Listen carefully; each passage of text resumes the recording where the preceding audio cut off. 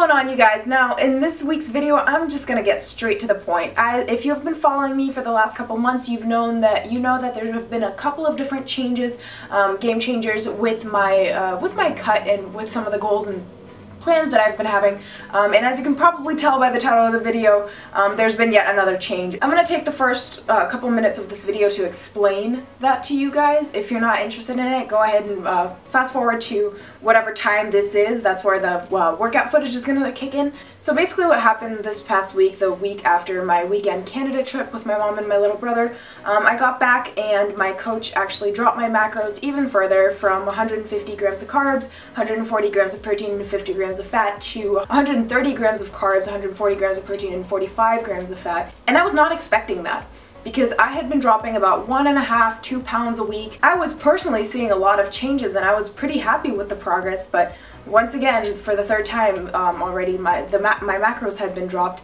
and I was actually at this point 12 weeks out from my photo shoot. And as of recording this video today, I'm about a pound away from my average summer weight, so I probably have another 10 pounds to go before I lean out, before I'm kind of at the point of leanness that I would like to be. I felt kind of frustrated, and I felt like my macros were being dropped and cardio was being added much faster than I had anticipated. Last spring I actually dropped about 25 pounds in about 3 or 4 months worth of time, eating about 1,800 calories a day and doing cardio 6 times a week for about half an hour each time. And I actually didn't change my macros at all that entire time, and I did have a couple of cheat meals and I had a refeed every week. So I guess I was really frustrated because I felt like we were making all these drastic changes even though I was progressing at a rate that I was really happy with. And I was really worried. At 12 weeks out, I was eating 1,400 calories a day. You know, what's gonna happen 10 weeks out? What's gonna happen 8 weeks out? Am I gonna be eating 1,000 calories a day for 3 months? And it's just, I kept thinking about these things, and the reason there's not really any footage besides my training videos this week is because it was weighing on me so heavily. I did comply. I dropped my macros down, but I really started second guessing myself and kind of why I was doing this. I was worried about how low of macros was I going to drop to. And then the other part of me kept saying, you know, this is what you need to do to get shredded. This is what it takes. How bad do you want it? And then I kind of kept thinking about it, and the reason I wasn't recording is because I was almost ashamed, because that's not who I am. I started this channel, I started talking about my experiences because I want to set an example for people, and I want to show that you can get to your goals, you can look good, you can look lean, you can be happy with your body without having to go to these crazy extremes, without having to deprive yourself, without having to commit your entire life to food and training. And I felt like I wasn't being true to myself. And it was really exciting to see all these changes in my body, and I have dropped a good amount of weight and I've made a lot of progress on these macros. But what's next, you know? At the beginning of this, I realized I was going to have to drop to pretty low macros. I was going to have to be doing a lot of cardio. I realized that it was a lot of work to lose weight and to get lean and to look good. But it just felt too fast. You know, I was fine on 1,400 calories a day. It wasn't ideal. I couldn't imagine going further down. And I kept thinking to myself, you know, how bad do you want it? This is the sacrifice that you need to make. How bad do you want to look super shredded and lean? And the more I thought about it, the more I realized I did not want my photo shoot, I did not want my vlogs to reflect 3 months of starving myself and not enjoying my life. I wanted to be balanced. I wanted this photo shoot to be something I can look back, not just on the destination, which is the photos. I wanted to be able to enjoy the process itself and set a good example for the process itself. And for me personally, I'm not competing. My goal at the end of this, I realized, was not to get super shredded. It was to set an example that you can look good, you can lose weight, you can feel great about yourself, you don't need to restrict yourself, you don't need to go crazy over it, you don't need to starve. And that's what I'm all about. Those are my values, those are my goals. And for me it became really obvious that this was not the method that this coach was going to be utilizing. I actually called my coach about exactly a week ago, and I told him, these are my goals. I do want to set a good example. I want to set a sustainable, healthy example for my viewers and for the people who are coming along with me on my journey. I don't want to drop below 1,400 calories a day, and if that means that I'm not going to be absolutely shredded and I'm not going to look absolutely 100% my best for this photo shoot, that's okay with me, because the photo shoot for me is more than just the pictures. It resembles shows my actual journey and the effect that I'm going to be having on people and the message I'm trying to show everybody. And I'm not going to rant or give details about that conversation, but it did last about 40 minutes. It became very clear to me that our ideologies and our values our methods we're not going to line up. But I decided I'm going to be doing this prep on my own. Based off of what I know and based off of previous experience and based off of the research that I've done, I actually drafted up an email last night to send to my coach to tell him that I'm terminating our contract and I'd like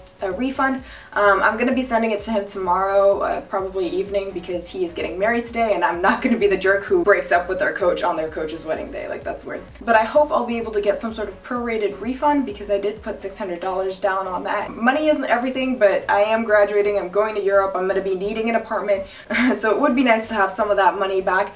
In either case, I'm going to be doing this prep on my own, and I know 100% for sure that if I were to continue working with him, he would get me much more shredded and much better looking than what I could do on my own. But like I said, that's not my priority. My priority is showing you guys that it's possible to lose weight, look good, feel good in a balanced and non-restrictive way. Moderation, not deprivation, as Josie Mai often refers to it. And I do have a lot of respect for that team. I have a good amount of respect for him as well. But our goals and our values were not aligning, if that makes sense. So, as of this video, I am 13 weeks out from my photo shoot. I'm going to be meeting with my photographer in the next month or so. I'm going to be traveling down to Portland. I'm very, very excited to meet with him and start planning things. The plan is I'm going to be doing this prep on my own, figuring out the macros, figuring out the cardio and the training. So this past Sunday, I actually upped my macros back to 1,600 calories a day. If I continue losing weight and progressing at the rate that I currently am, I might bump it back up to 1,800 calories a day. I'm going to stick to his training routine and make a few modifications because I really do enjoy the actual training split. But I'm going to be doing this my way. I'm going to be doing it in a way that I find sustainable, in a way that I find healthy, in a way that I find goes back to the idea of moderation, not deprivation. Especially because about a month after my photo shoot, I'm going to be going to Europe. I don't want to be used to eating 1,000 calories a day and all of a sudden going to Europe and eating all the food there and then blowing up like a balloon. Maybe I won't get as shredded, maybe I'll be a couple pounds heavier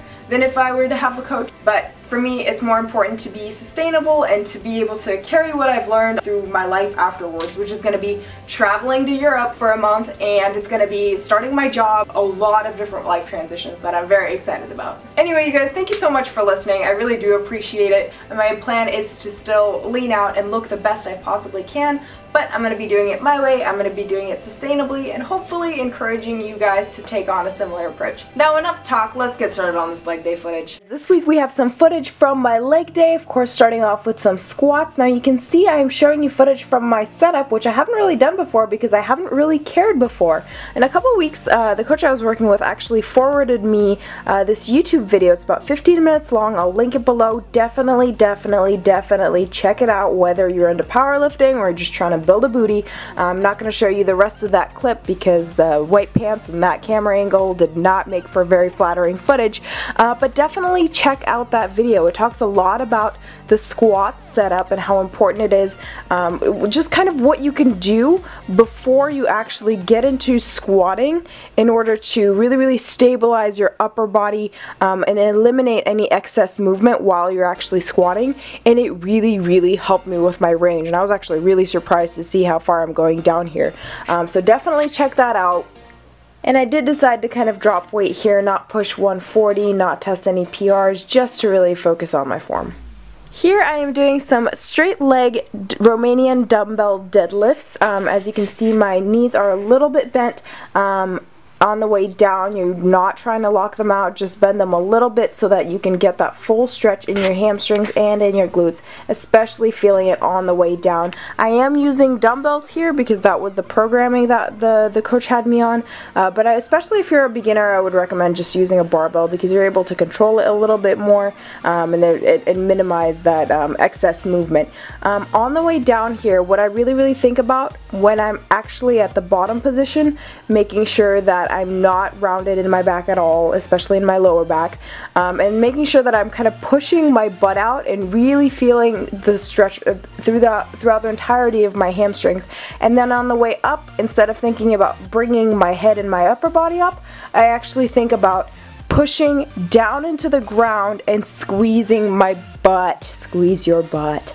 Now this is actually turning out to be kind of an interesting leg day footage, mostly because I'm showing you guys so much isolatory movement. I'm not going to really talk about this in particular. It is called a cable hip abductor if you're interested in learning more.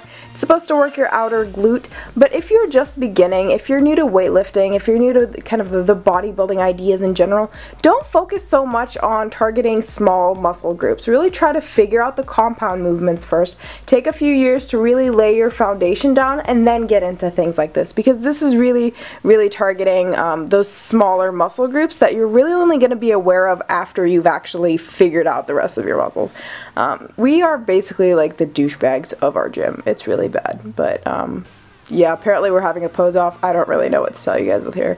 And then he was like, look at my abs, and I was like, look, I have some too. Moment of honesty here, I never do that because I am actually really self-conscious about my stomach, and it's my body part that I have the most insecurities about. But anyway, doing some single leg press here. As I was saying, make sure that you have your foundation set. Make sure you know how to do things on both legs before you can actually move up and do it with single leg. And the only reason you should be really doing anything single leg is if you're trying to make sure that there aren't any imbalances, if that makes sense. What's up, you guys? I am just about to sit down and start editing this video, but I did get an update. I sent the email to my coach telling him kind of the reasons why I wanted to terminate our contract and asking for a prorated refund just for the 11 weeks that I'm not going to be using with him, and he replied within several minutes, said, you know, I understand, I wish you well on your journey or something like that, and that I'm going to be getting the partial refund back in my PayPal account sometime